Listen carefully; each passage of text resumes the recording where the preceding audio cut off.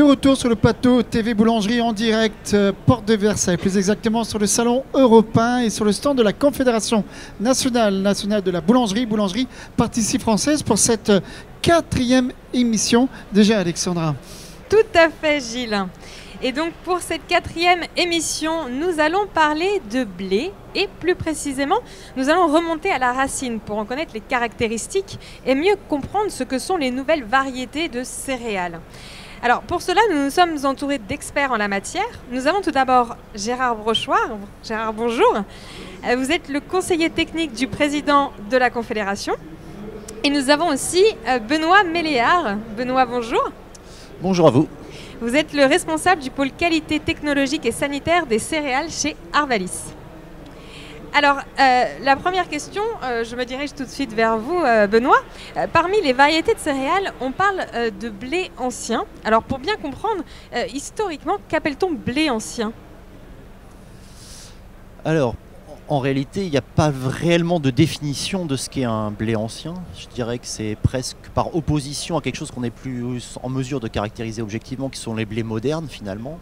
Blés modernes qui eux-mêmes suivent un processus de sélection, d'inscription à un catalogue officiel avec des règles de description pour passer cette barre du catalogue officiel et derrière pour être commercialisé et cultivé par les agriculteurs. Donc c'est plus finalement par une espèce d'opposition, même si je n'aime pas trop cette façon de voir les choses, chacun pouvant trouver sa place dans le système aujourd'hui. Donc on dira c'est plutôt ce qui a été, je dirais, produit selon diverses modalités, on va dire avant la Première Guerre mondiale, en opposition avec quelque chose qui s'est standardisé, industrialisé dans les techniques de fabrication, donc de sélection, de création variétale, avec un processus extrêmement formalisé en termes de cadre pour être inscrit puis commercialisé. Donc c'est pas vraiment, il n'y a pas de définition et on ne pourrait pas dire voici les caractéristiques du blé ancien, il est comme ci, il est comme ça, avec telle teneur en protéines ou telle caractéristique. Aujourd'hui ce n'est pas possible parce qu'il n'y a rien vraiment, pas de cadre auquel on peut rattacher cette terminologie. Gérard Brochoir, peut-être un complément d'information. En gros, on dit que c'est les Villemorins qui, en France, ont lancé ce genre de science et qu'on peut dire, mais tu as tout à fait raison, hein, sans qu'il y ait une date précise, mais en gros, on peut dire qu'il y avait avant cette démarche de recherche de nouvelles variétés et puis une époque où il n'y en avait pas, finalement, où le croisement se faisait de façon, par les agriculteurs qui gardaient les grains, etc., mais de façon empirique, quoi. Absolument. Et du coup, on remonte un peu avant, je disais, Première Guerre, on va être au milieu du 19e siècle. Absolument. Alors, on parle de blé ancien, mais il y a aussi le blé de population, monsieur, hein, c'est cela. Alors, quelle est la différence entre le blé ancien et le blé de population? Finalement, Gérard y a en partie répondu, c'est que la naissance d'une nouvelle variété au sein d'une espèce se fait naturellement. Où elle peut être orientée, facilitée par l'homme.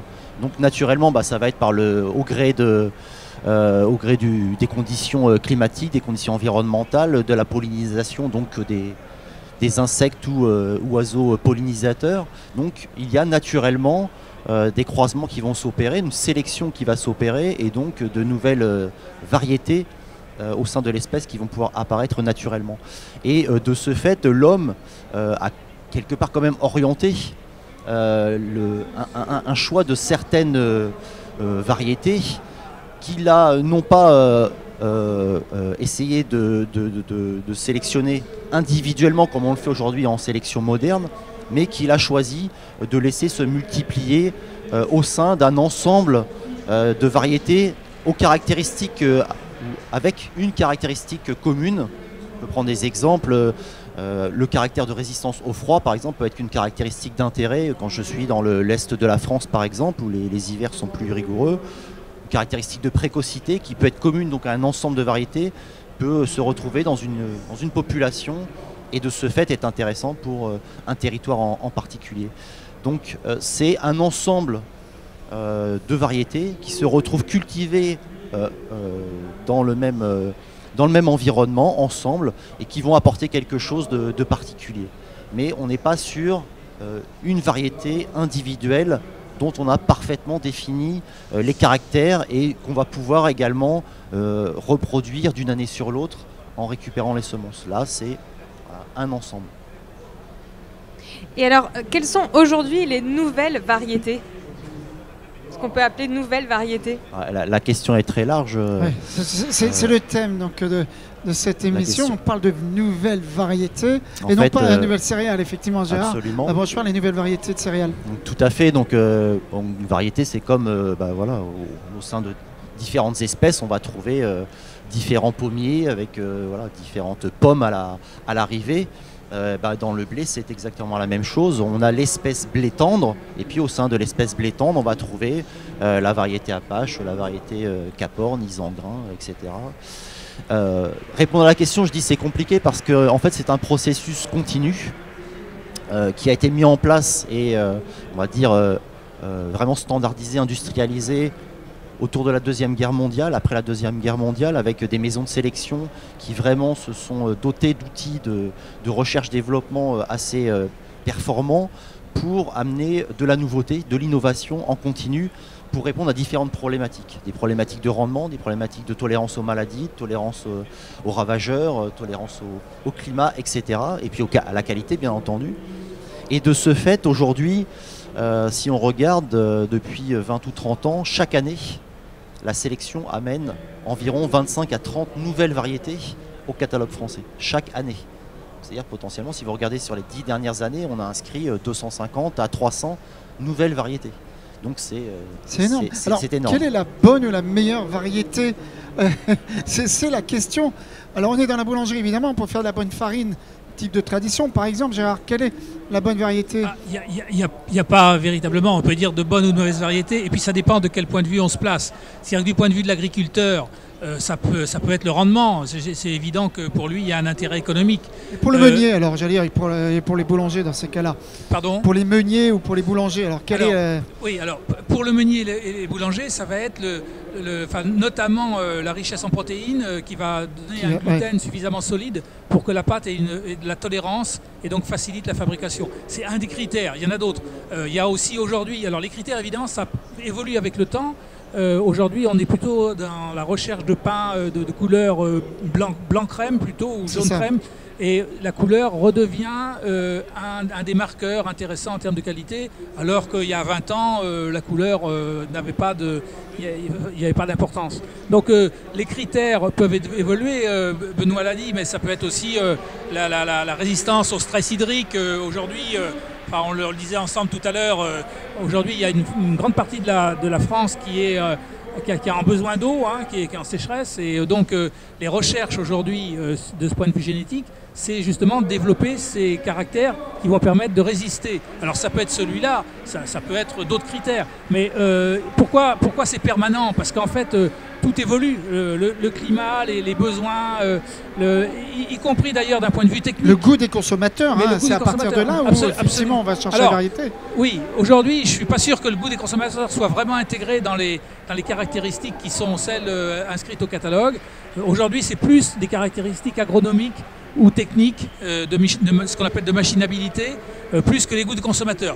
Mais indirectement, les goûts des consommateurs aussi, faut les intégrer. Et peut-être que c'est d'ailleurs une solution d'avenir que les goûts des consommateurs soient peut-être davantage encore intégrés parmi les critères du CTPS. Mais ça, c'est un autre débat. Après, peut-être pour compléter la réponse à la question, je dirais que le meunier en fait doit répondre à la diversité des besoins de ses clients. Et on va retomber un petit peu sur la diversité dont on parlait tout à l'heure en termes de variété. Et c'est ça qui est très important. C'est qu'un meunier aujourd'hui va servir des clients pour lesquels l'application pourra être extrêmement différente. Certains vont faire de la boulangerie artisanale, d'autres travailler plutôt avec des procédés industriels, fabriquer des brioches. Donc c'est là où les variétés diverses. Et donc c'est le meunier qui devra trouver, lui, les bons assemblages, les bons blés pour répondre à cette diversité. Et ça, c'est très intéressant. Ça veut dire qu'en amont, il faut qu'on arrive à maintenir, d'abord à produire les variétés avec les caractéristiques attendues, mais aussi à maintenir une diversité pour répondre à cet ensemble-là. Il y a donc des critères à remplir minima, j'allais dire, parce que le blé doit être inscrit dans un catalogue, hein, c'est ça? Et il doit y avoir donc des critères à remplir minima. Quels sont ces critères pour y être enregistrés? Ce qu'il faut comprendre aujourd'hui dans notre système, c'est qu'on essaye de répondre à 3 piliers en même temps. Le premier qui est plus par rapport à la base de rémunération de l'agriculteur, c'est le rendement. Donc aujourd'hui, une variété nouvelle à l'inscription doit apporter un progrès par rapport aux variétés les plus cultivées du moment. Ça, c'est le premier élément. Ensuite, Gérard l'a évoqué, aujourd'hui, on est confronté peut-être encore plus qu'avant à des aléas climatiques, également à des diversités de territoires, des modes de culture différenciés, etc. Et de ce fait, la stabilité du rendement est amenée par une meilleure tolérance à un ensemble de problématiques, que ce soit des problématiques des maladies, que ce soit des ravageurs. Donc ça, c'est le deuxième pilier. La variété doit apporter quelque chose en termes de tolérance aux maladies et aux ravageurs. Et puis le troisième élément qui est fondamental, c'est évidemment la qualité.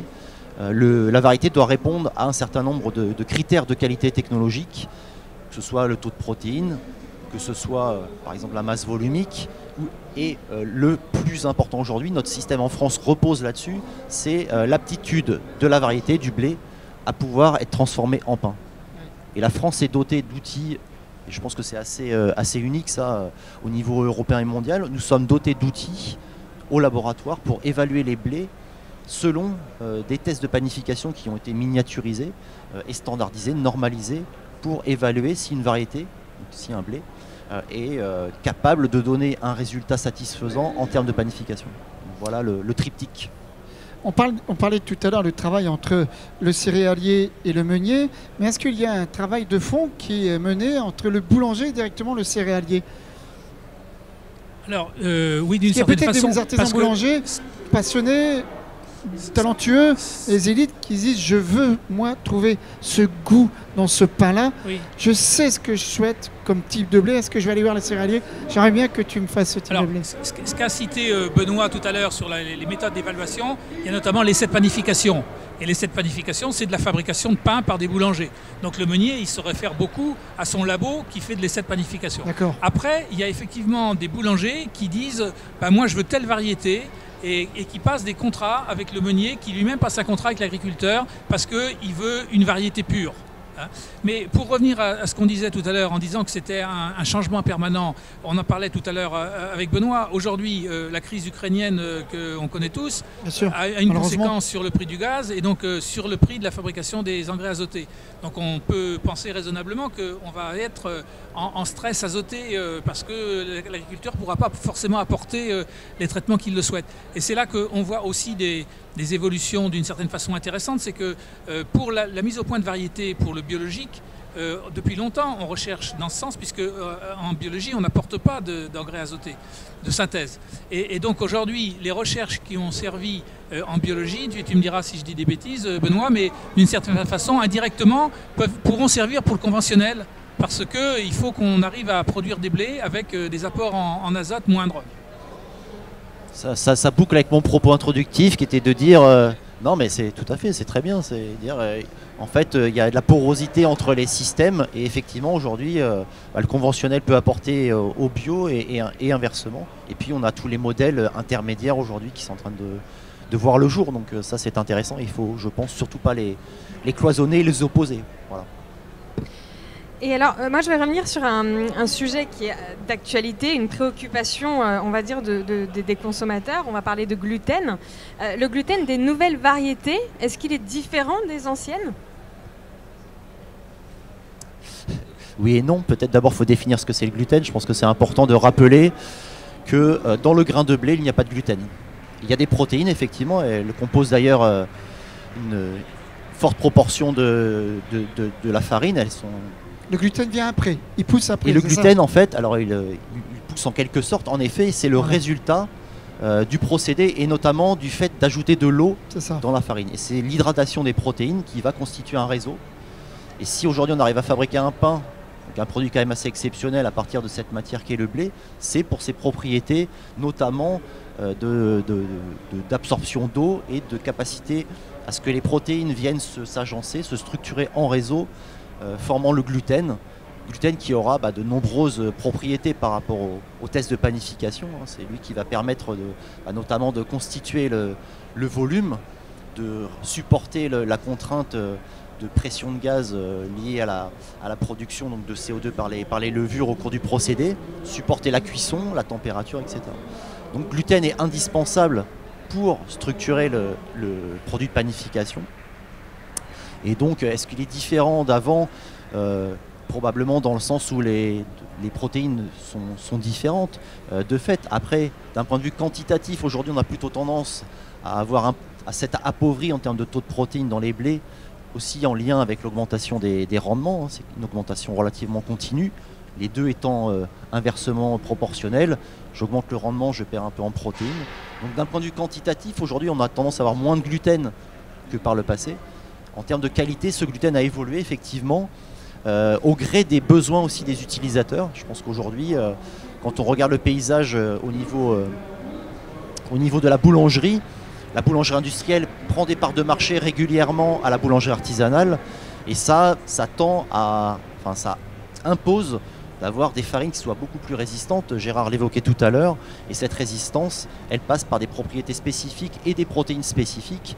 Et donc la sélection s'est orientée progressivement vers ce type de protéines qui sont donc un peu plus résistantes qu'elles ne l'étaient il y a encore 30 ou 40 ans. Donc à ce titre, les propriétés, les qualités du gluten ont évolué. Après, je ne sais pas si la question sous-jacente était l'impact vis-à-vis de certains problèmes que ressentent les consommateurs en consommant du gluten. Mais aujourd'hui, ce qu'on sait d'un point de vue factuel, c'est que le taux de gluten a tendance à baisser et ses caractéristiques, disons, ont évolué au gré de la sélection variétale, effectivement. Et bien voilà, on a tout dit, ou quasiment tout dit sur les variétés, donc les nouvelles variétés de blé. Très très intéressant. Effectivement. Toutes ces explications que vous nous avez apportées. Nous, ça nous a permis aussi d'y voir plus clair. Je pense que ça va être le cas aussi de nombreux internautes. Merci à vous d'être venus pour nous apporter justement. Alors, je me doute qu'il y aurait encore beaucoup à dire, que le sujet est très vaste. Très vaste. Mais déjà, ça fait une bonne introduction qui nous permet d'y voir un peu plus clair sur justement ces variétés de céréales. Et bien voilà, c'est la fin de cette émission. Merci messieurs, on se retrouve dans quelques instants pour la 5e où on parlera du fait maison avec de la bonne farine et du bon blé, cela va de soi. Le savoir-faire du boulanger à travers la marque Boulanger de France. Et dans quelques instants, restez donc connectés. On se retrouvera ici même en direct du salon et sur le stand de la Confédération nationale de la boulangerie, pâtisserie française. On retrouve tous les replays, aussi le replay sur le site boulangerie.org et sur la page Facebook sur la voie de la CNBF. Merci. À tout à l'heure Alexandra, à tout à l'heure messieurs. Merci.